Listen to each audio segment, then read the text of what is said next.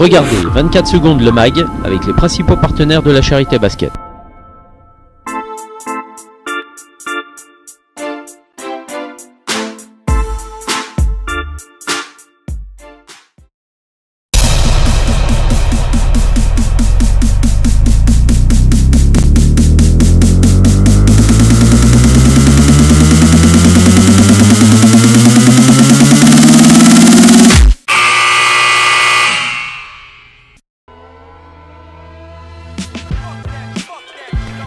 Salut à tous et bienvenue pour ce nouveau numéro de 24 secondes le mag de la Charité Basket. Au sommaire de ce magazine, la N2 avec la rencontre au sommet qui s'est déroulée au Palais des Sports de Mulhouse entre le FC Mulhouse, leader de la poule, et la Charité Basket. Un match phare de la 18e journée de N2 Poule D. Et le derby bourguignon pour la 19e journée où la Charité recevait Prissé-Mâcon.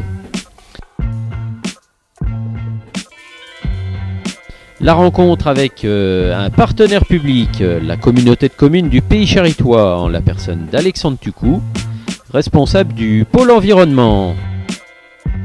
Et on terminera ce magazine avec un zoom sur le basket féminin à la Charité Basket.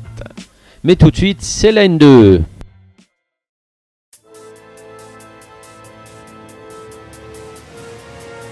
Le match phare de cette 18e journée de National 2 Poule D opposait le leader de la poule, le FC Mulhouse, face à un autre prétendant au play-off. Je veux parler de la Charité Basket, bien sûr. Rapidement, l'ambiance est donnée, aussi bien par le prodigieux COP 2001, COP de supporters de Mulhouse, que sur le parquet. Un jeu rapide s'installe entre les deux équipes qui veulent en découdre, mais des deux côtés, la réussite se fait attendre. C'est Mulhouse qui ouvre le feu en premier par un panier primé de Thibaut Blanquet. Et les Mulhousiens qui profitent du manque de réussite pour aller en contre-attaque, à l'image d'Alexis Couz. Gérald Guerrier, côté charitois, sonne la révolte et va inscrire les premiers points ligériens. On se rend coup pour coup en comparaison de Kevin Walter et de Zaka Alao en pénétration.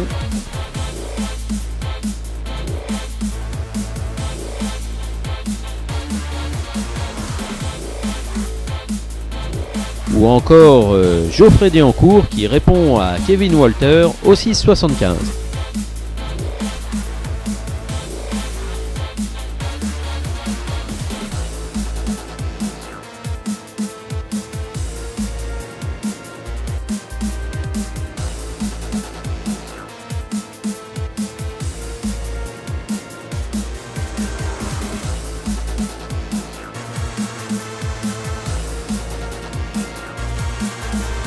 Miro Palenic élargit une raquette cadenassée. La réussite tourne. C'est Mulhouse qui peine et la Charité qui fait l'effort pour revenir au score. 19-17 à la fin du premier quart-temps.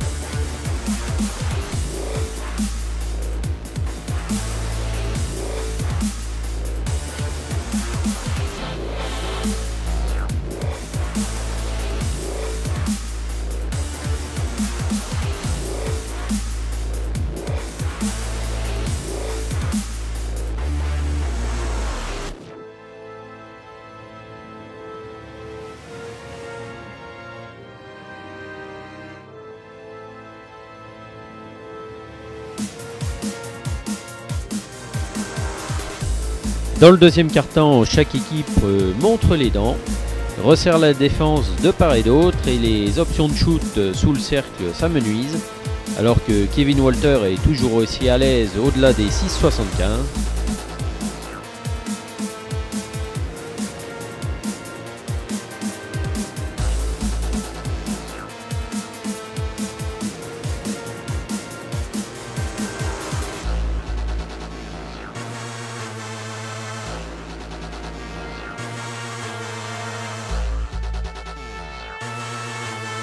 Les Ligériens un peu plus opportunistes passent devant, mais Mulhouse repasse sur le buzzer indiquant la mi-temps.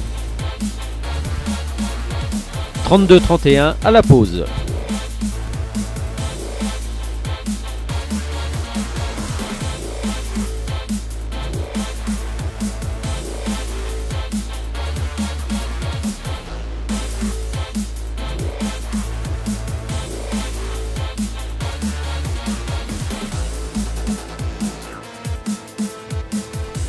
Dans le troisième quart-temps, le niveau de jeu monte entre les deux équipes qui ne veulent rien lâcher, à l'image du meneur David Weber qui prend quelques coups de part et d'autre du terrain. Les Ligériens ne vendent pas comme ça leur peau et terminent le troisième quart-temps en tête, 48-45.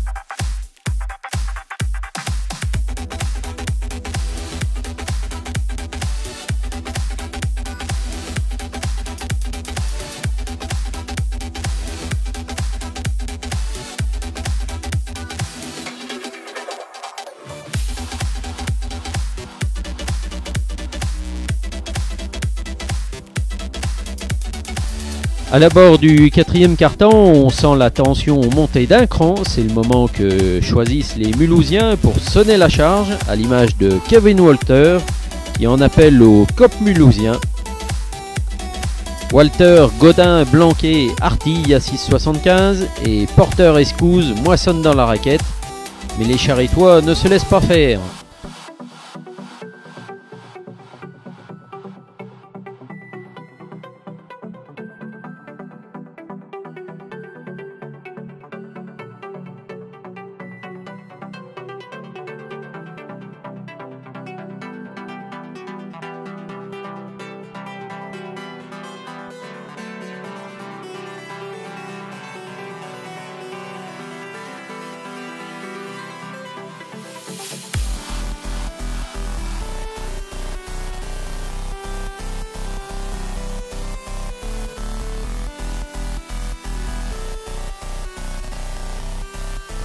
On se dit que c'est possible côté charitois jusqu'à la sortie de Cheikh Soumaoro, pénalisé de 5 fautes.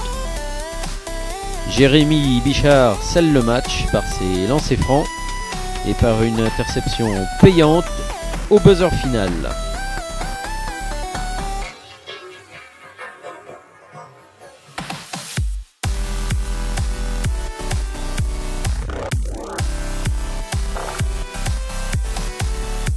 Mulhouse reste leader invaincu sur ses terres.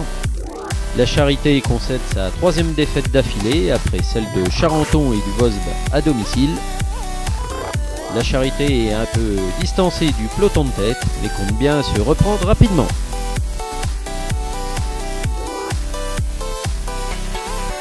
Lors de la 19e journée de championnat, Cédric Serem, toujours blessé mais heureux papa, qui fut honoré en ouverture de ce derby bourguignon par le président de la LCB 58, Henri Vallès, qui lui a remis au nom du club un bon d'achat chez notre partenaire, Champy Bébé Club.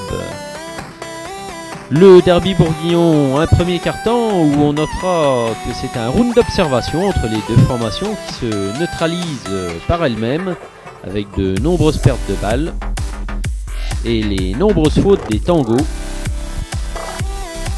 Fin du premier quart-temps, 21-18.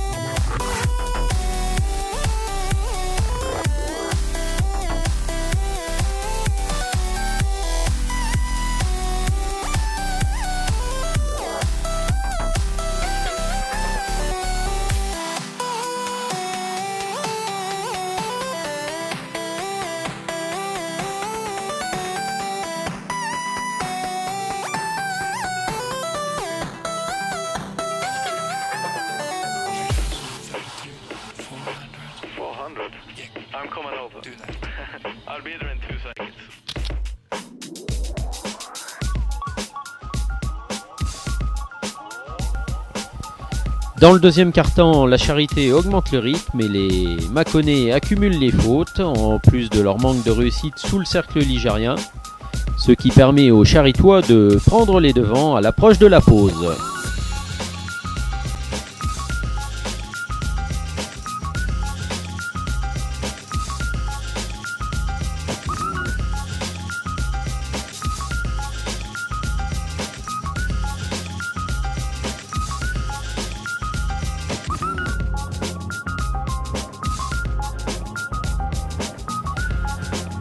À la mi-temps, la Charité mène 41-33.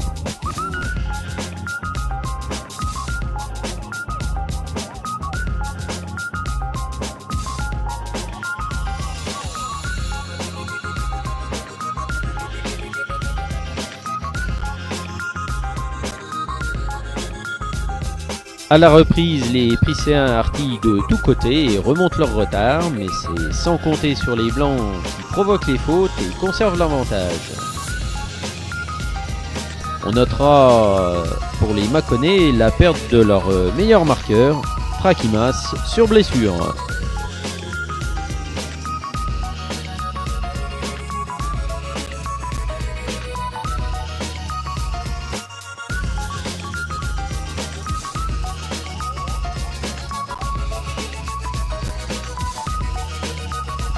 À l'approche de l'ultime quart-temps, la Charité mène 62-55.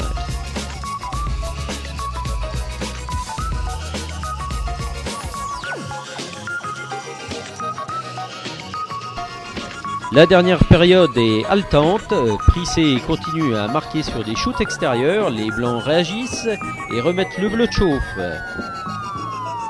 Jobert pour les Prycéens sort pénalisé de 5 fautes.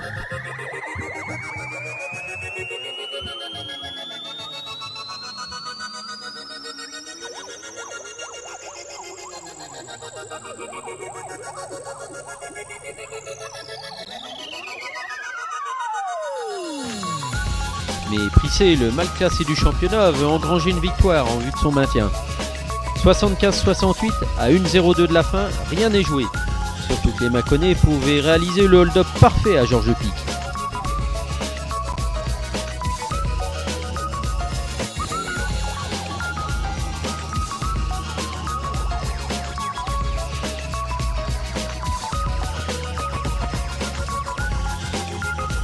Ils reviennent à 2 points des Charitois à 26 secondes du terme. Mais les fautes pleuvent côté Charitois et côté Tango. Cornéo et Monicorne, 5 fautes, sortent rejoindre Jobert, tout comme Quentin Hang côté Charitois. En 26 secondes, c'est le Money Time dans le Money Time. Nous vivons un concours de lancers francs. Les Charitois les marquent, alors que les Tango trépassent sur les lancers de réparation.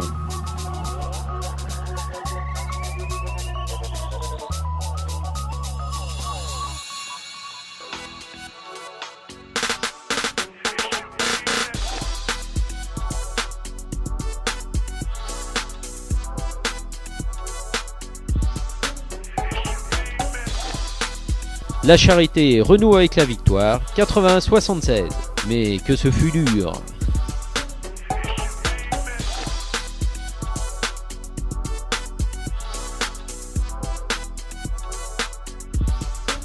Au classement, Mulhouse, malgré sa défaite à Charenton, est toujours en tête, rejoint par le Jet Vosges.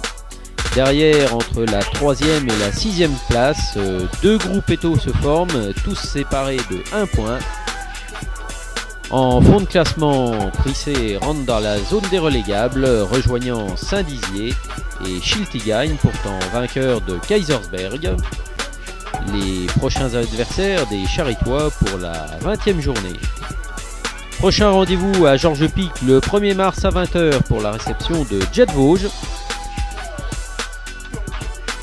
A noter le dimanche 9 mars, le trophée Coupe de France.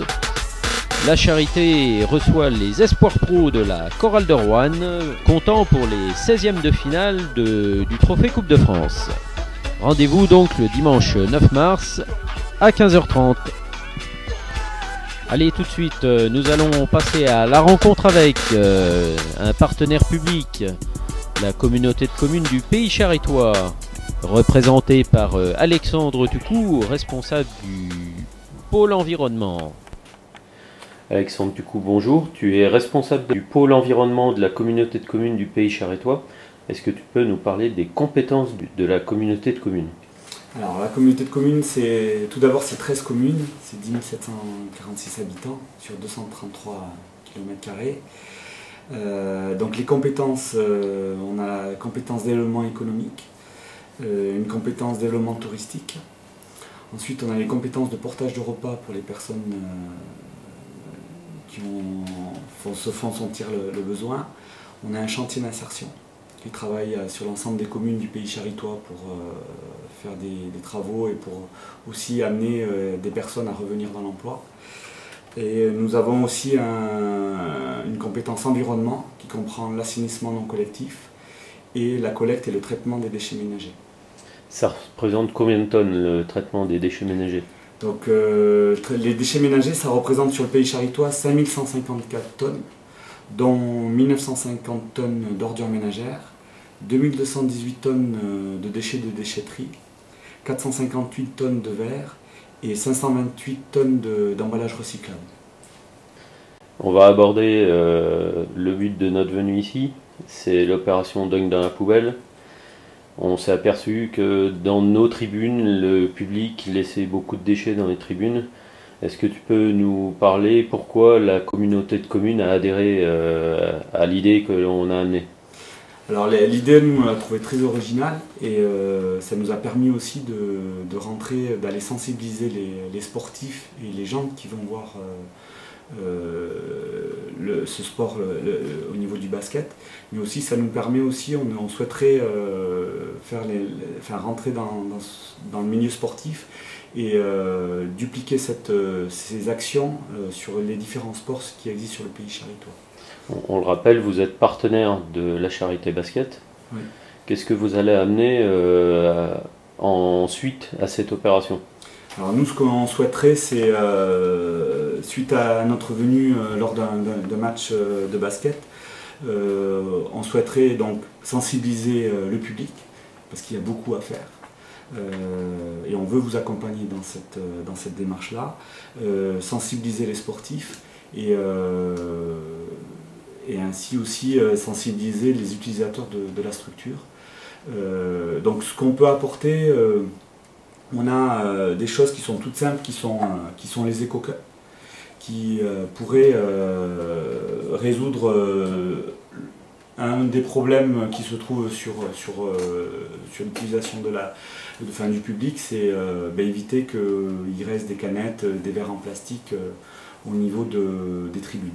Ça veut dire déjà sensibiliser les bénévoles au niveau du club? C'est déjà sensibiliser les bénévoles au sein du club. Ce qu'ils font chez eux en triant leurs déchets, c'est les amener aussi à trier les déchets sur le lieu sportif. Dernièrement, le club a mis en place quelques clips vidéo pour sensibiliser justement le public et le jeune public, puisqu'il y a aussi les jeunes du club qui doivent être sensibilisés, avec la participation au concours éco-sportif du ministère du Développement durable. Est-ce que tu peux nous en parler un petit peu?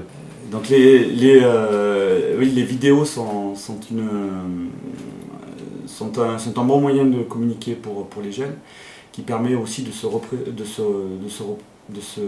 projeter dans cette action-là et communiquer d'un moyen original sur... Ça permet aussi d'en faire parler autour du basket, mais bien au-delà. Bien au-delà, oui. Et donc, si vous avez l'occasion d'aller voir ces vidéos, il faut à tout prix les faire partager à vos amis sur les réseaux sociaux, etc. Bien. Merci Alexandre. Et puis on rappelle le slogan. Dingue ta poubelle. Merci Alexandre. Au revoir. Merci. Au revoir. Allez, on passe à zoom sur le basket féminin à la Charité. Le basket féminin à la Charité, l'an passé, l'équipe féminine figurait dans le championnat pré-national. Suite à de nombreux départs pour raisons professionnelles, poursuite d'études ou voire même d'arrêt, cette équipe n'a pas été inscrite dans ce championnat. Alors que le vivier de cadettes est important, aucun championnat départemental n'était prévu pour ces cadettes. Le club a décidé de les surclasser au niveau senior départemental. Ce sont donc 18 cadettes surclassées seniors que 24 secondes Le Mag a rencontrés lors d'un de leurs entraînements hebdomadaires encadrés par Yannick Coignard et David Weber.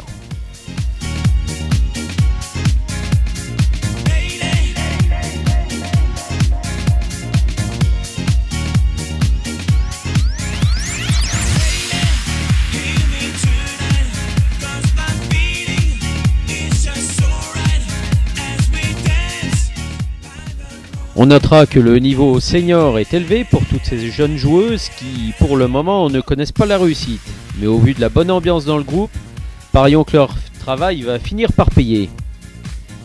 Allez les filles, ne baissez pas les bras. Pour info, elles joueront à Georges Pic le dimanche 23 février à 15h30 contre le BFN 1.